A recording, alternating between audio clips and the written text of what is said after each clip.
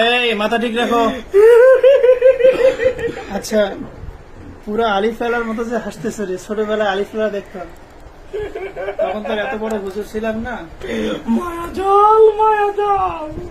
আচ্ছা, এই ছেলের নাম কি? অর্পণ দেবনাথ, খুব ভদ্র নম্র ছেলে। আচ্ছা আচ্ছা, তো ওই যে হিন্দু ছেলে, তুমি ওর কাছে গেছো কেন? ওই বজ্জাত ছেলে আমার মাথায় বাড়া দিয়েছিল কিসের জন্য সেটা বলুন আগে। আচ্ছা আচ্ছা, দেখি। আচ্ছা, আপনার সাথে কি এরকম কিছু হয়েছিল? আপনি বলেন তো। আজ থেকে 17 বছর আগে কোন জায়গায় পাড়া দিয়েছিলেন, তারপরে আপনি অসুস্থ হয়ে গিয়েছিলেন, এরপরে আপনি তো ওর মা। আচ্ছা, আপনি কি ওনাকে সুস্থ করার জন্য কোন কবিরাজের কাছে, হুজুরের কাছে নিয়েছিলেন? না না, আপনার বড় ছেলেকে। আচ্ছা, কি কি করছিলি ওকে একটু বলতো, ওর বড় ভাইকে। ওকে ধরার চেষ্টা করছিলাম, ওরা খাইয়া খাইতাম সাথে সাথে, কিন্তু সাথে সাথে যারা দিয়েছিল দেখি আমি কিছু করতে পারি নাই। আচ্ছা, তা ও যদি তোমার মাথায় পাড়া দিয়ে থাকে, হ্যাঁ, দোষটা ও দিয়েছিল। করছে। আচ্ছা, দোষটা ও করছে, তোমাকে তো সে দেখতে পায় নাই। তোমরা জিন জাতি, আমরা মানুষ।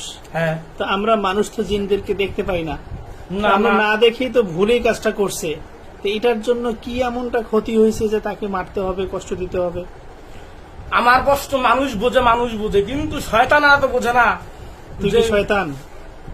আমি ব্রহ্মদুষ্টও হতে পারি, অন্য কিছু হতে পারি, আমাকে কেউ ধরতে পারে না। আচ্ছা, তুমি আপনি ওর বড় ভাইকে ধরছো, তাকে ডিস্টার্ব করছো, ভালো কথা। ওকে ভার্সিটিতে আমি চান্স পাইতে দেই নাই। আচ্ছা, ঠিক আছে, তুমি অনেক ক্ষতি করছো তার। ওর চাকরি আমি আটকাইছি, এই ইব্রাহিম, হাফেজ ইব্রাহিম আটকাইছে। তুই কি হাফেজ? হ্যাঁ, আবার নাম মুসলমানদের ব্যবহার করতেছিস। তুই তো একটু আগেই বললে তুই সমস্ত জাদু কুফরি করস। জাদু কুফরি করলে কেউ মুসলমান থাকে? সে তার এককালে তো মুসলমান থাকে না। মুসলমান আসছিলামই। তো সেই মুসলমান আর এই মুসলমান তো এখন আর হবে না। আর তুমি হাফেজ ইব্রাহিম নাম পরিচয় দেও কেন? দিয়ে একটা সূরা কও দেখি শুনি। দেয়া যাবে না, আমার গুরু নিষেধ। সব মিথ্যা কথা, সব তোমার ধোকাবাজি কথা। তুমি কি মনে করছো সারা জীবন অন্য কবিরাজদেরকে ধোকা দিয়েছো, আমাকেও দিয়ে ধোকা দিবা? এত সোজা? তাহলে আমি জলটুনা কিভাবে? এই জাদু টুনা করো, তুই জাদুর হাফেজ হইতে পারস, কুফরির হাফেজ হইতে পারস, তাহলে ঠিক আছে। এটাও তো আমি অনেক মানুষ মারছি। তাই? হ্যাঁ, কিভাবে মারছস?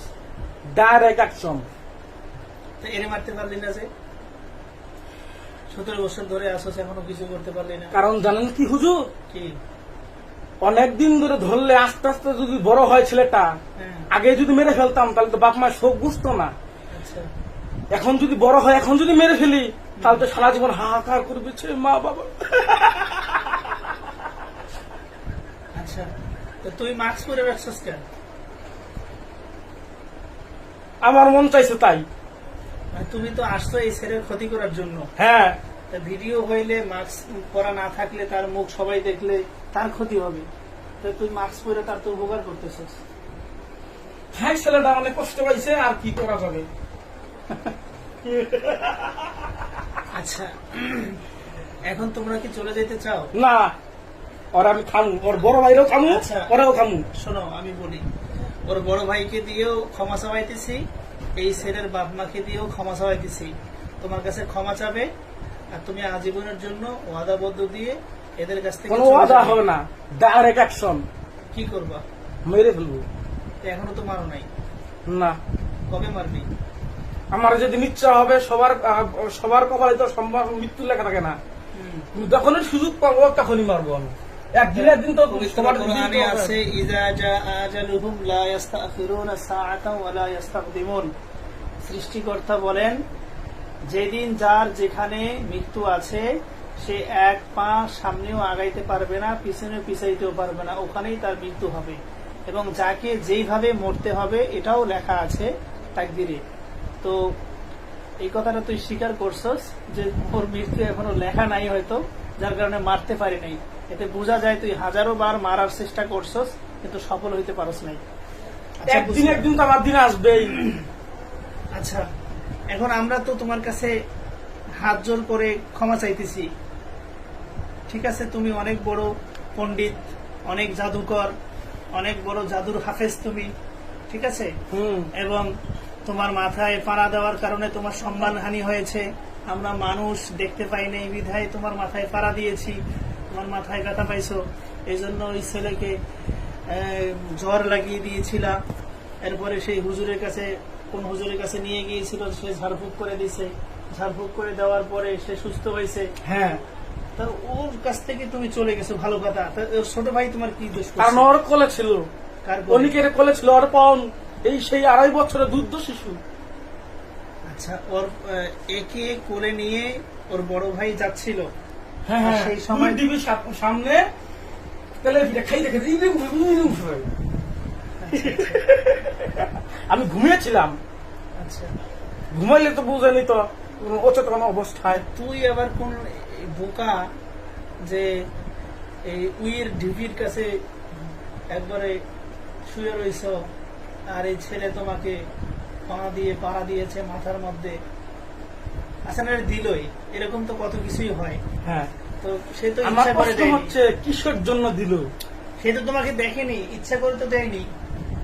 এটা তোমাকে তো দোষ ধরা যাবে না। তুমি এটাকে নিয়ে এতদিন ধরে পড়ে আছো, 17 বছর ধরে এই ছেলেকে কষ্ট দিচ্ছ, প্রথমে তাকে কষ্ট দিয়েছো।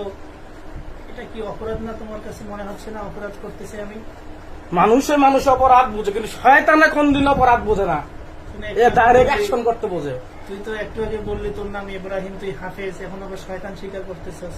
তারপর তুই তো রং পাল্টাইতেছস, কথায় কথায় মিথ্যা বলতেছ। আরে আমি হলো কাফের। মুসলমান ধর্মে বলে কাফের, আর হিন্দু ধর্মে বলে মায়াবাদী। হুম? মুসলমান ধর্মে বলে কাফের এবং হিন্দু ধর্মে বলে মায়াবাদী। আমরা হলাম সেই টাইপের লোক। আচ্ছা, এই ছেলে কি হিন্দু না মুসলমান? হিন্দু। আচ্ছা, সাতটা মুসলমান। তুই মুসলমান? হ্যাঁ। কেমনি মুসলমান?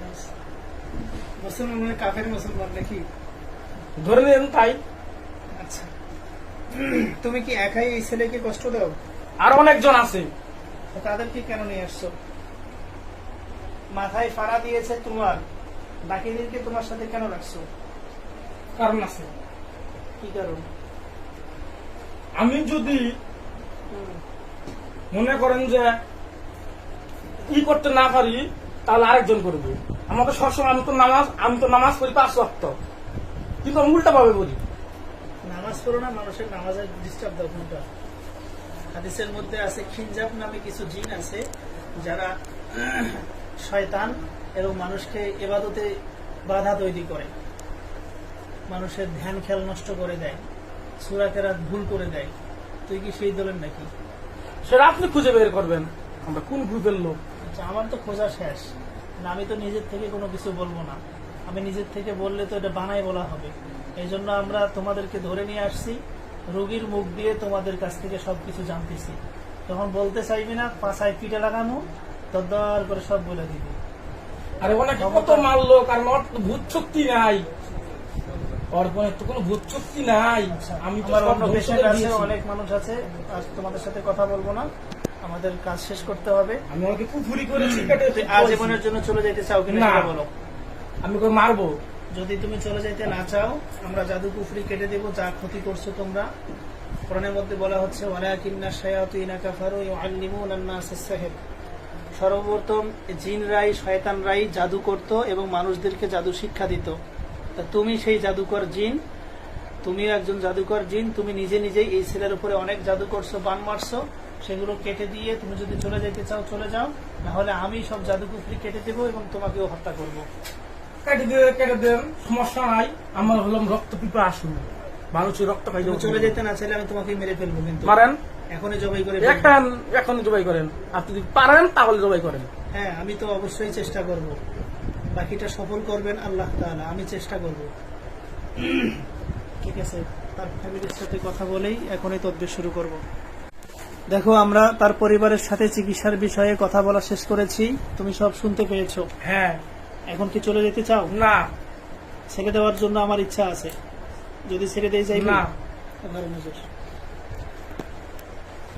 ঠিক আছে, ওকে একটু পিছনে হাত দিয়ে ধরে থাকে। এই ছেলের উপরে যে খবিশ শয়তান জিনগুলো আছে এদের সকলের সমস্ত ক্ষমতাগুলোকে নষ্ট করে দিচ্ছি, এদের সমস্ত জাদু শক্তিগুলোকে আগে ধ্বংস করতেছি, এরপরে জবাই করে মেরে ফেলতে বাধ্য হচ্ছি।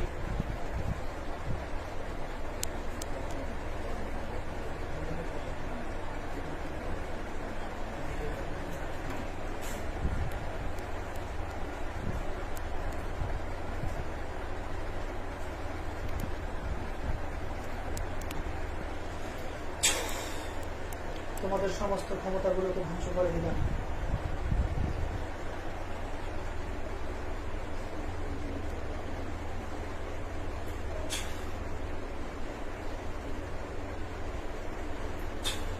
এবার লাস্ট বারের মতো বলতেছি, চলে যেতে চাও? আরেকটা কথা আমি বলে দিই। চলে যেতে চাও? না না, আরেকটা কথা বলো। ওকে আমি এমন কাজ করছি, মানুষের চোখে দৃশ্য আসে, আমার যে মানুষের দৃশ্য আসে, কানে আওয়াজ আসে, কিন্তু বাস্তবে ওর সামনে কেউ নেই। বুঝলি?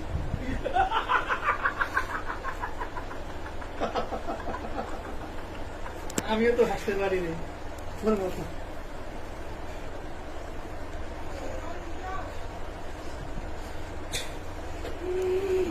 তোমরা যারা আছো তোমাদের সকলকে এই মুহূর্তে জবাই করে মেরে ফেলতে বাধ্য হচ্ছি।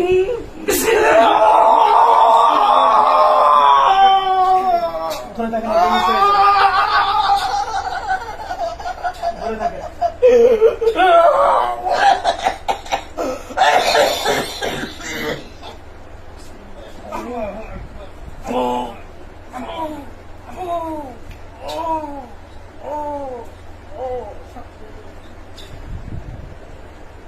ধরে থাকেন, অজ্ঞান সরে যাবে। এই খবিশ শয়তান জিনগুলো প্রায় 50,000-এর মতো ছিল, সকলকে আমরা জবাই করে ধ্বংস করে দিয়েছি। মহান আল্লাহ তাআলা ওকে সুস্থ করুক, ভালো করুক, আমিন। আপনি সেই লোক না? হ্যাঁ। শয়তানকে পাড়া দিয়ে পুরো খেকতে দিছেন। কি হয়েছিল তোমার, কিছু মনে আছে? একটু হালকা হালকা ঝাপসা মনে হয়, কি হয় না। আচ্ছা, একটু আগে তোমার শরীরে একজন জিনকে হাজির করেছিলাম এবং তার সাথে প্রায় 50,000 জিন ছিল, সকলকে জবাই করে মেরে দিয়েছি। তুমি বেহুশ হয়ে পড়েছিলা। এখানে তোমার বাবা আছে, মা আছে, ভাই আছে, সবাই আছে, সবাই দেখেছে। হ্যাঁ, তোমার ভিডিও হয়েছে, তুমি ইউটিউব থেকেও দেখতে পারবা। ঠিক আছে, এবার আমরা বাকি ঝাড়ফুঁকের কাজ করবো।